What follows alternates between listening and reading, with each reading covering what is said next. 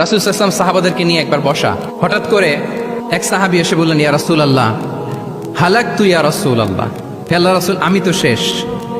রাসূল সাল্লাল্লাহু আলাইহি ওয়াসাল্লাম বললেন, তুমি শেষ, তোমার আবার কি হলো? তো সাহাবী বলেন, ওয়াকাআতু আলা ইমরাআতি ফি রমাদান, আমি রমজান মাসে দিনের বেলায় আমার স্ত্রীর সাথে ফিজিক্যাল ইন্টিমেসিতে চলে গেছে, ভুল করে ফেলছি।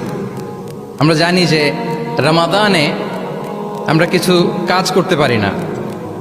সিয়ামের সংজ্ঞাই হচ্ছে আসওমু হুয়াল ইমসাক আনিল আকলি ওয়া শুরবি ওয়াল জিমাই মিন তুলুইশ শামসি ইলা মিন তুলুইল ফাজরি ইলা গুরুবি শামসি মা'আন নিয়া, মানে রোজা হচ্ছে এটা এমন ইবাদত, সূর্যোদয় থেকে সূর্যাস্ত পর্যন্ত না খেয়ে থাকা, কোনো কিছু পান না করা, এবং দিনের বেলায় বিবাহিতরা তাদের স্ত্রীদের সাথেও ইন্টিমেসিতে যেতে পারবে না। এটা যদি কেউ মেনটেন করে, এটা হচ্ছে সিয়াম। তো সাহাবী বলে, ইয়া রাসূলুল্লাহ আমি তো শেষ, আমি তো দিনের বেলা ভুল করে ফেলছি, আমি তো আমার স্ত্রীর সাথে মেলামেশা করে ফেলছি, এখন কি করব? তো এটার আবার একটা বড় পেনাল্টি আছে। আপনারা যারা জানেন যে ইচ্ছাকৃত রোজা ভাঙলে কাজাও করতে হয়, কাফারাও দিতে হয়। কাজা মানে একটা রোজার জন্য একটা রোজা, আর কাফারা মানে হচ্ছে আরো 60টা রোজা রাখতে হবে। কয়েকটা জিনিস আছে, বেসিক্যালি 3টা। তো রাসূল সাল্লাল্লাহু আলাইহি ওয়াসাল্লাম তাকে বললো যে তোমার তো পেনাল্টি হয়েছে, তুমি তো বড় ভুল করে ফেলছো, তো তোমার কাছে কি এরকম কোনো দাস আছে যেটাকে তুমি আজাদ করে দিতে পারবা, মুক্ত করে দিতে পারবা, তাহলে পেনাল্টি আদায় হয়ে গেল। সে বলে, ইয়া রাসূলুল্লাহ না, আমার তো এত সক্ষমতা নাই, আমার কাছে তো কোনো দাস নাই।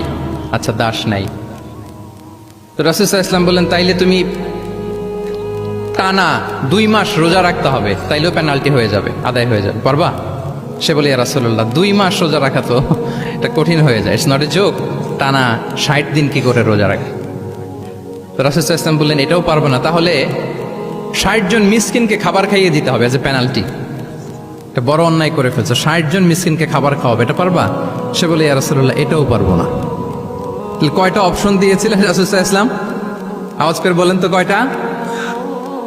একটাও উনি পারবে না। দাসও আজাদ করতে পারবে না, 2 মাস রোজাও রাখতে পারবে না, 60 জনকে খাওয়াতেও পারবে না। তো রাসূল সাল্লাল্লাহু আলাইহি ওয়াসাল্লাম বললেন কিছুই যখন পারবে না, কি আর করা, যাও একটু অপেক্ষা করো, দেখি কি করা যায় তোমাকে নিয়ে। তো রাসূল সাল্লাল্লাহু আলাইহি ওয়াসাল্লাম অন্যান্যদের প্রশ্নের উত্তর দিচ্ছিলেন, সময় যাচ্ছে, হঠাৎ করে রাসূল সাল্লাল্লাহু আলাইহি ওয়াসাল্লামের দরবারে এক ঝুড়ি সাদাকার খেজুর আসলো, এক ঝুড়ি। তো সাদাকার এক ঝুড়ি খেজুর দেখে রাসূল সাল্লাল্লাহু আলাইহি ওয়াসাল্লাম বললেন, ওই ব্যক্তিকে ডাকো যার কিছু নাই, কিছুই করতে পারবে না। ডেকে আনা হলো।